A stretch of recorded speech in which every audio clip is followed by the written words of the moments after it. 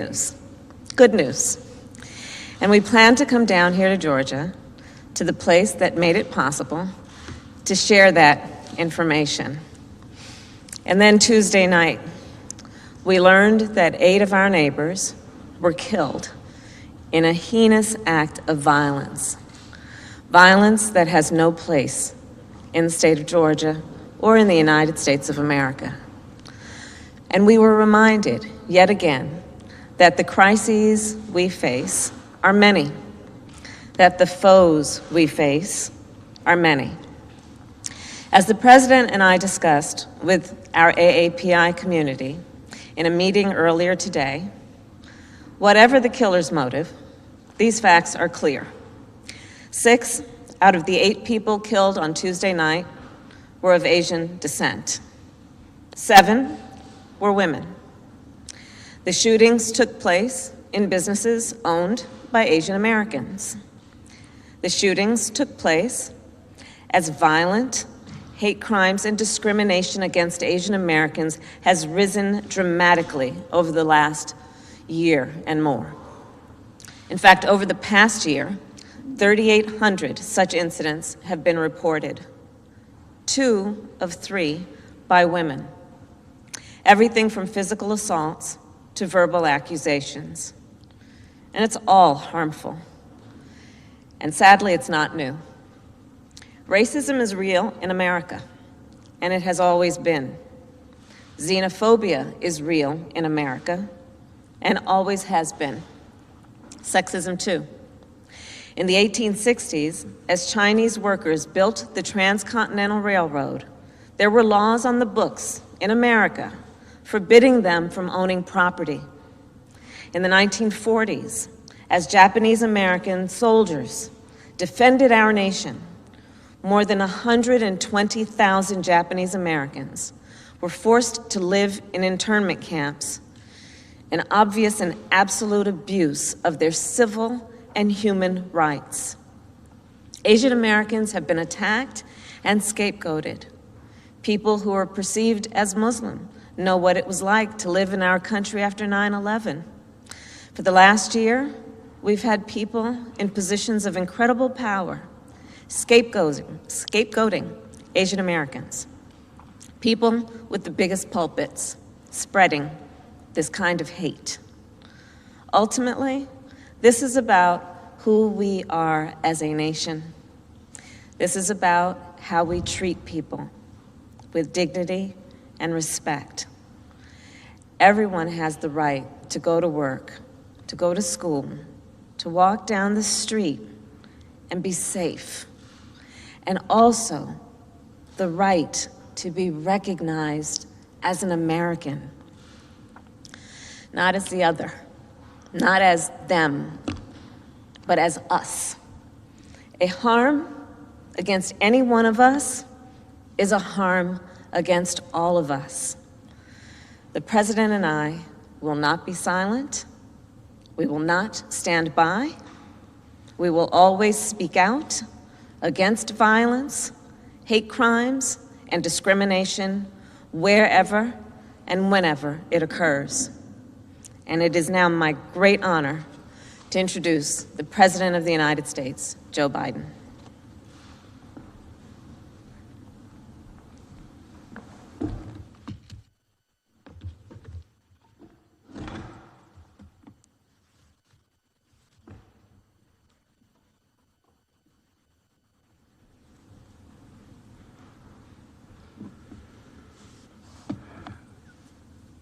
Thank you, and good afternoon. Sorry a little late, but we had an opportunity to meet with leaders of the AAPI community downstairs, and it was heart-wrenching to listen to them. As many of you know, we originally planned to hold a car rally to thank our supporters. But given the recent days, events of the recent days, we didn't feel it was appropriate. So we canceled that rally. But we want our supporters to know we'll come back and hold that rally another trip. But today, we want to speak about something else. I said from the beginning of my campaign for president that we needed to come together, that we needed to unite as one people, one nation, one America. I said in my kickoff speech in Philadelphia, I said that very same thing when I spoke at Gettysburg. I said that in my inaugural address. And I believe with every fiber on my being, there are simply some core values and beliefs that should bring us together as Americans. One of them is standing together against hate, against racism, the ugly poison that has long haunted and plagued our nation. The Vice President and I, as I said, met a little bit earlier, just before this, with leaders from the Asian American community here in Georgia. We talked about Tuesday's mass shooting, about another example of public health crisis of gun violence in this country. 8 people killed, 7 women, 6 were of Asian descent. All fellow Americans, each one of them we mourn. Their families are left with broken hearts and unanswered questions. And the investigation is ongoing, and the Vice President and I are being regularly updated by the Attorney General and the Director of the FBI, working closely with Governor Kemp and Mayor Bottoms and local officials. But whatever the motivation, we know this: too many Asian Americans have been walking up and down the streets and worrying, waking up each morning the past year feeling their safety and the safety of their loved ones are at stake. They've been attacked, blamed, scapegoated, and harassed. They've been verbally assaulted, physically assaulted, killed. Documented incidents of hate against Asian Americans have seen a skyrocketing spike over the last year, let alone the ones that happened and never get reported. It's been a year of living in fear for their lives, just to walk down the street. Grandparents are afraid to leave their homes. Small business owners targeted and gunned down. Attacks on some of the most vulnerable people in our nation, the elderly, low-wage workers, and women. In fact, Asian American women suffered twice as many incidents of harassment and violence as Asian American men. We're learning again what we've always known: words have consequences. It's the coronavirus, full stop. The conversation we had today with the AAPI leaders, and that we're hearing all across the country, is that hate and violence often hide in plain sight. It's often met with silence. That's been true throughout our history. But that has to change, because our silence is complicity. We cannot be complicit. We have to speak out. We have to act. In my first week in office, I signed an executive order directing federal agencies to combat this resurgence of xenophobia. The Department of Justice is strengthening its partnership with the AAPI community to prevent these crimes, in addition to its other work to take on violent extremists and domestic terrorism. I'm calling on Congress to pass and get to my desk the COVID-19 Hate Crimes Act. And the House just passed the reauthorization for the Violence Against Women Act, a law I authored more than 25 years ago. It's one of my proudest legislative achievements. I call on the Senate to swiftly pass it and get it to my desk. But for all the good that laws can do, we have to change our hearts. Hate can have no safe harbor in America. It must stop. And it's on all of us together, to make it stop. Something else should bring us together, and that is a belief in science. Science isn't something that should divide us. There's nothing political about it. There's nothing partisan about it. One of America's best examples of commitment to science is headquartered right here in Atlanta, the Center for Disease Control and Prevention.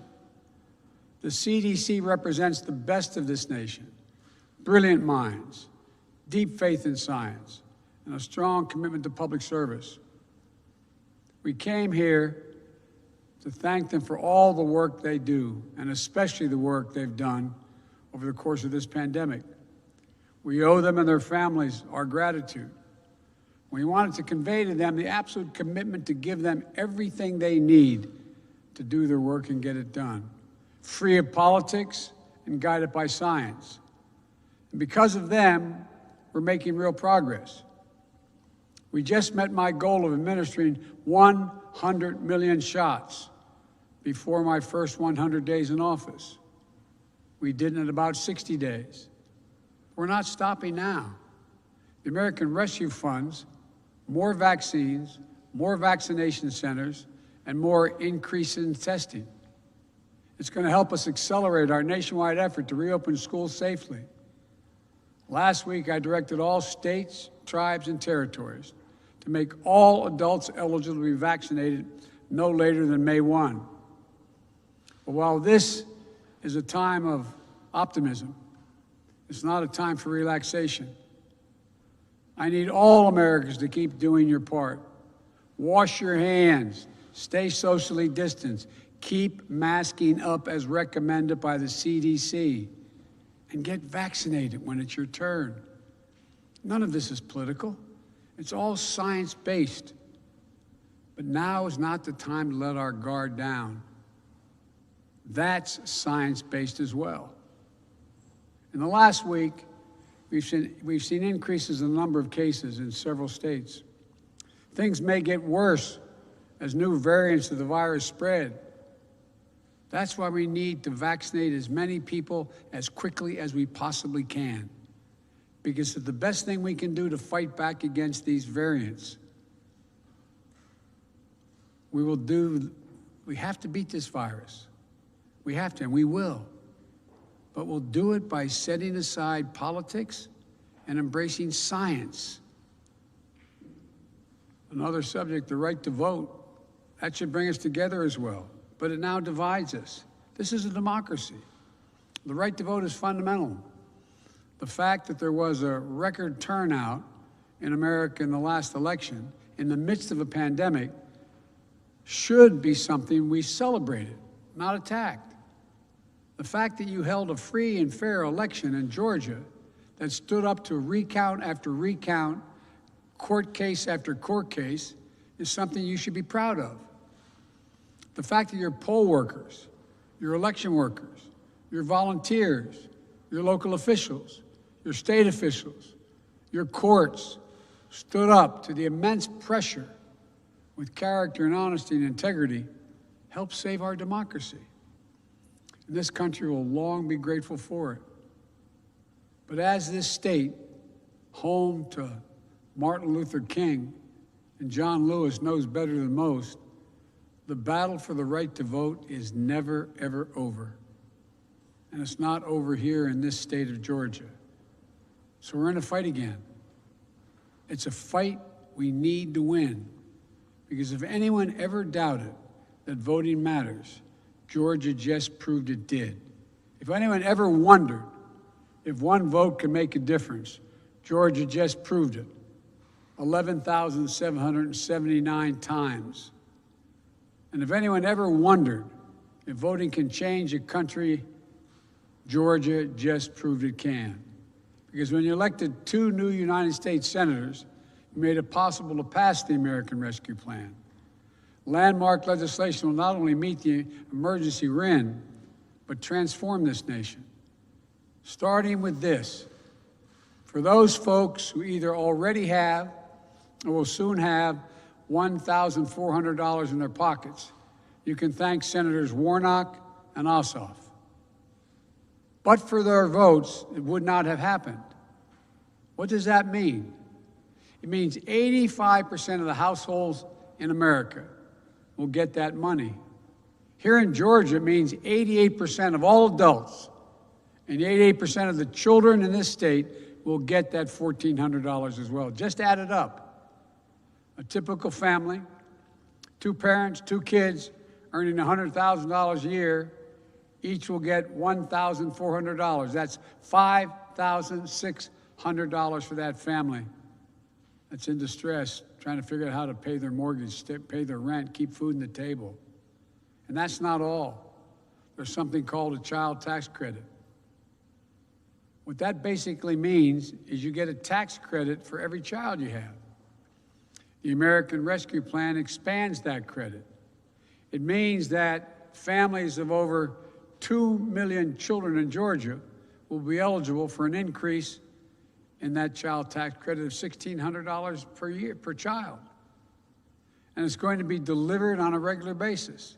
So starting this summer, families with young kids will get $300 a month per child. This is going to lift 177,000 children in Georgia out of poverty. The American Rescue Plan expands coverage and reduces costs under the Affordable Care Act. So for a family of 4 earning $90,000 per year with insurance under the Affordable Care Act, they'll see about $200 a month off their monthly premiums. And for Georgia schools, the American Rescue Plan provides around $4 billion for Georgia's school children from grades K through 12 to help them reopen safely. And here's one of the biggest things for Georgia. Because of the American Rescue Plan, Georgia is now eligible for about $2 billion to expand Medicaid. What does that mean? It means another 500,000 Georgians will be covered all across this state with Medicaid that don't have it now. For your state and local governments, this is what it does. State government will get around $5 billion to make up for lost revenue. Local governments will get around $3.5 billion. That's going to make it possible to keep a lot of police officers, firefighters, teachers, and other first responders on the job. And here's one final thing the American Rescue Plan does.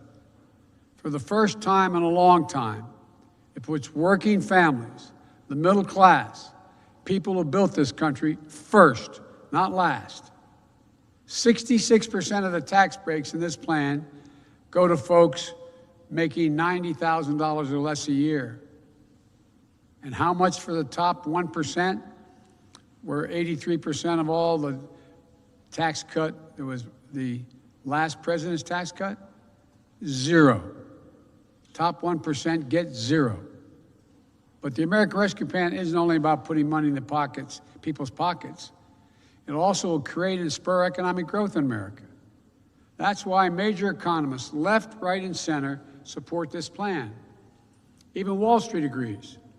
According to Moody's, this law will help America create 7 million new jobs by the end of the year. And we'll do it by rebuilding the backbone of this nation. The working people, the middle class, the people who built this country. It's about giving those people a fair shot for a change. It's about providing and proving to the American people that their government works and can deliver for them. Which brings me to my last point. The American Rescue Plan is a plan that brings America together and benefits all America. That's why so many polls show that over 70% of the country support it, including Democrats, Republicans, and independents. Maybe Republicans in Washington didn't vote for it, but the American Rescue Plan sure has brought the country together. And for me, that measure of unity, that's what matters. Let me end with this. There's so much we can do if we do it together. If we remember who we are, if we stand together against hate, once again believe and invest in science, we stand up for the right of all Americans to vote and have access to voting. If we remember, we're here to help all the people of this country, not just those few at the top. If we remember to do justice, love mercy, to walk humbly as fellow human beings, as fellow Americans. If we remember we're the United States of America, and that together, there's nothing, not a single thing we cannot do if we do it together. So my heart goes out to all the family members who lost someone in those horrific shootings on Tuesday. I know they feel that like there's a black hole in their chest they're being sucked into. and things will never get better. But our prayers are with you. And I assure you, the one you lost will always be with you. Always be with you. And the day will come when their memory brings a smile to your lips before it brings a tear to your eye, as unbelievable as that is now. It will take a while, but I promise you it will come. And when it does, that's the day you know you're going to make it. May God bless all those families. May God protect our troops. Thank you very much. Mr. President, will gun control be your next priority after the mass shooting here?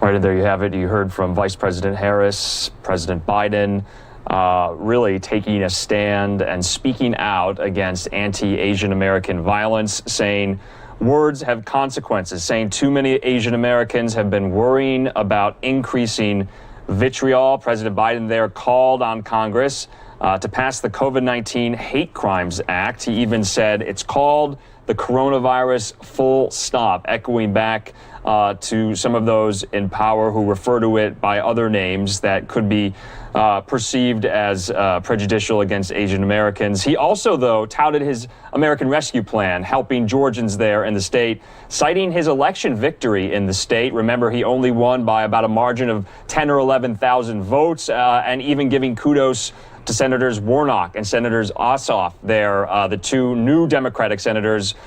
He said essentially without their support of the COVID